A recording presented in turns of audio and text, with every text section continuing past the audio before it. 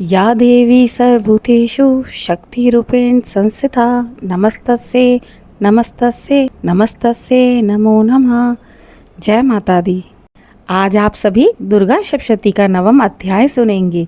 इस अध्याय में देवी और असुरराज निशुम्भ और शुम्भ के बीच में हुए अंतिम महासंग्राम का वर्णन है। यह अध्याय भक्तों को यह शिक्षा देता है कि जब तक अंतिम बुराई का विनाश ना हो तब तक संघर्ष जारी रखना चाहिए। भक्तों, अष्टम अध्याय के अंत तक असुर सेना का बड़ा भाग नष्ट हो चुका है। देवियां चारों ओर से असुरों का संहार कर रही हैं। भूमि असुरों के रक्त से लाल हो चुकी है। आकाश में देवी की गर्जना और देवताओं का जय घोष गूंज रहा है। शुम्भ और निशुम्भ अब भी जीवित हैं। दोनों असुर अपनी पराजित सेना को देखकर भी अहंकार में डूबे हुए थे। निशुम्भ ने गरजते हुए कहा, देवी तू स्त्रियों की भीड़ के सहारे लड़ रही है, साहस है तो अकेले युद्ध में आ। देवी मुस्कुराई और मंद मुस्कान के साथ बोली, हे मूर्ख, यह सब रूप मेरे ही अंगों से उत्पन्न हुए हैं। देखो अब मैं अकेली ही शत्रु का संहार करती हूँ। इतना कहते ही देवी की सारी सहचरियाँ पुनः उनके शरीर में समा गईं। अब केवल देवी और उनका सिंह रणभूमि में शेष रह गए। निशुम्भ ने गदा उठाकर देवी पर आक्रमण किया। देवी ने उसका प्रहार अपने ढाल से रोका और त्रिशूल से उनके कंधों पर वार किया। निशुम्भ घायल होकर भूमि पर गिर गया। फिर भी वह क्रोध से उठ खड़ा हुआ और तलवार से प्रहार करना आरंभ कर दिया। देवी ने उसका प्रहार रोककर अपने खड्ग से उसके हाथ को काट डाला। भयंकर युद्ध कई घंटों तक चलता रहा। अंततः देवी ने अपने त्रिशूल से निशुम्भ के हृदय को भेद डाला। निशुम्भ रणभूमि में गिर पड़ा और उसका अंत हो चुका था। देवताओं ने आकाश से जय घोष किया और माता के लिए पुष्प वृष्टि की और सभी ने जय माता दी का उद्घोष किया। अपने भाई निशुम्भ को मरे देख शुम्भ क्रोध से कांप उठा। उसने गर्जना करते हुए कहा, हे दुष्टा, तूने छल से मेरे भाई को मारा है। अब मैं तुझे खंड खंड कर दूंगा। शुम्भ पर्वत के समान विशाल हो उठा और उसने समस्त अस्त्र शस्त्रों से देवी पर प्रहार किया।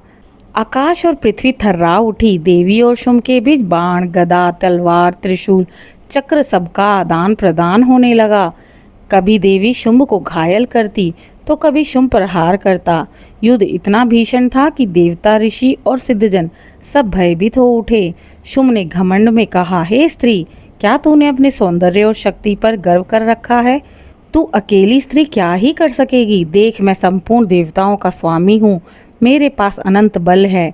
देवी ने शांत स्वर में कहा, हे दुष्ट, इस संसार में कोई भी शक्ति मेरी नहीं, सब मुझी से प्रकट हुई है। ब्रह्मा, विष्णु, महेश, सभी की शक्ति मैं ही हूँ। तू मेरा पराक्रम आज देखेगा। देवी ने अपने धनुष से एक ही बाण छोड़ा जिससे शुम्भ के धनुष को तोड़ डाला। फिर देवी ने गदा उठाकर उसके हाथ पर प्रहार किया। शुम्भ घायल होकर गिर पड़ा किंतु तुरंत उठ खड़ा हुआ। उसने आकाश में उड़कर देवी पर आक्रमण करना शुरू किया। देवी भी आकाश में उड़ उठी और वहां से युद्ध जारी हुआ। अंततः देवी ने अपने त्रिशूल से शुम्भ के वक्ष स्थल को भेद डाला। शुम्भ आकाश से गिरा और पृथ्वी पर प्राणहीन हो गया। उसके मरते ही तीनों लोक में शांति छा गई। देवताओं ने हाथ जोड़कर माँ की स्तुति की।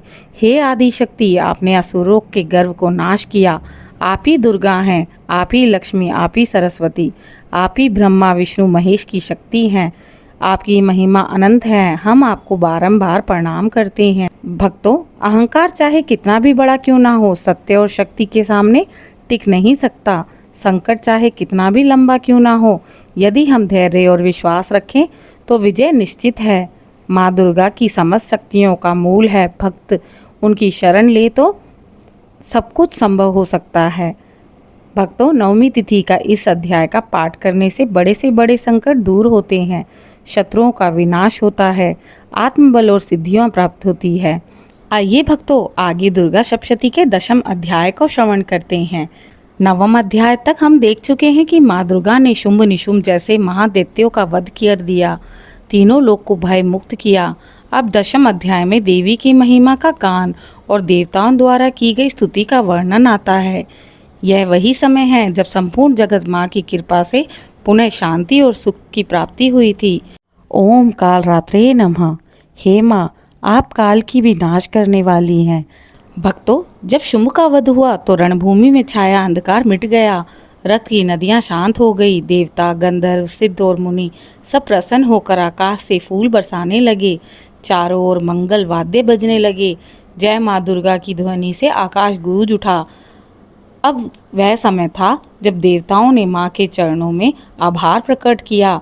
सभी देवताओं ने माँ को मिलकर प्रणाम किया और कहा, हे जगदम्बे, आपने हमारी रक्षा के लिए असुरों का विनाश किया। आपकी महिमा अगाध है। आप ही ब्रह्मा की सृष्टि शक्ति हैं, विष्णु की पालन शक्ति हैं और शिव शंकर की संहार शक्ति हैं। आप ही काली, लक्ष्मी और सरस्वती के रूप में विराजमान हैं। हे माता, आप सरस्वती स्वरूप में ज्ञान की अधिष्ठात्री हैं। आपके बिना कोई भी वेद शास्त्र का अर्थ समझा नहीं जा सकता। आप लक्ष्मी स्वरूप धन, ऐश्वर्य और समृद्धि की अधिष्ठात्री हैं। आपकी कृपा से ही मनुष्य वैभव को प्राप्त करता है। आप ही समय की गति हैं। आप ही विनाश और सृजन की आधारशिला हैं। असुरों का नाश कर आपने धर्म की रक्षा की है। आप करुणामयी माता हैं। अपने भक्तों पर सदा दया बरसाती हैं। देवताओं की स्तुति सुनकर माँ बहुत प्रसन्न हुई और बोली, हे देवगणों, मैं सदा संसार की रक्षा करती रहूंगी। जब जब अधर्म बढ़ेगा तब तब मैं विभिन्न रूप धारण कर प्रकट होऊंगी। तुम्हें शांति और सुख प्रदान करना मेरा व्रत है। अब तुम सभी अपने लोकों में जाओ और निश्चित रहो। शुभ निशुंभ के अत्याचारों के कारण देवताओं से स्वर्ग छिन गया था। वह अपने लोकों से वंचित होकर पृथ्वी और आकाश में इधर उधर भटक रहे थे। अब देवी की कृपा से सारे असुर मारे जा चुके थे। इंद्र ने पुनः अपना सिंहासन प्राप्त किया। सूर्य, चंद्र, वायु, अग्नि सभी देवता अपने अपने स्थान पर प्रतिष्ठित हो गए। तीनों लोकों में पुनः धर्म की स्थापना हुई, व्यवस्था की स्थापना हुई। माँ भक्तों से कहती हैं, जो भी भक्त श्रद्धा और विश्वास से इन अध्यायों का पाठ करता है वह संकटों से मुक्त होता है। उसके घर में सुख, समृद्धि, शांति का वास होता है। शत्रु लोग, भय उसका कुछ नहीं बिगाड़ सकते। नवरात्रि में विशेष रूप से यह पाठ करने वालों को मेरी विशेष कृपा प्राप्त होती है। भक्तों, जब तक अधर्म और अन्याय का नाश नहीं होता तब तक शांति संभव नहीं। माँ दुर्गा सदा धर्म की रक्षा के लिए प्रकट होती हैं। स्तुति, प्रार्थना और कृतज्ञता से माँ प्रसन्न होती हैं। देवी का स्मरण करने से हर खोई हुई वस्तु पुनः प्राप्त होती है। जैसे देवताओं ने स्वर्ग पुनः पाया, उसी प्रकार हमें भी सुख समृद्धि प्रदान करती हैं। रुके हुए कार्य पूरे होते हैं। जीवन में विजय और सफलता प्राप्त होती है। घर परिवार में स्थायी सुख और ऐश्वर्य बनता है। विशेष रूप से विजयदशमी के दिन इसका पाठ अति शुभ माना गया है। हे माँ अम्बे, आप ही शक्ति, आप ही भक्ति, आप ही मुक्ति हैं। आपके बिना ये संसार शून्य है। हम आपको बारंबार प्रणाम करते हैं। आपकी महिमा का गान कभी पूर्ण नहीं हो सकता। सच्ची आस्था और भक्ति से माँ को प्रसन्न किया जा सकता है और माँ की कृपा से खोया हुआ वैभव, सुख और विजय पुनः प्राप्त होता है। आशा करती हूँ दुर्गा सप्तशती के अध्याय आप सभी को पसंद आए होंगे।